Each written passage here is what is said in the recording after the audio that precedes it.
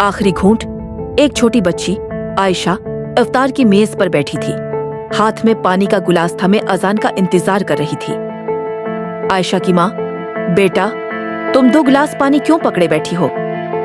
आयशा मुस्कुराते हुए, एक मेरे लिए और एक बाबा के लिए। उसका वालिद जो एक मेहनती मजदूर है, थका हारा घर लौटता है। जैसे ही वो बैठता है अजान हो जाती है।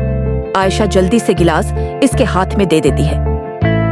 आयशा, बाबा पहले आप पेजिए, आपने आज बहुत मेहनत की है। उसका वालिद मुस्कुरा देता है, आंखों में मोहब्बत के जज्बात भर जाते हैं। वो दोनों उठे रोजा अफ्तार करते हैं। पैगाम: रमजान सिर्फ रोजा रखने का नाम नहीं, बल्कि मोहब्बत, ख्याल रखने और बांटने का महीना है।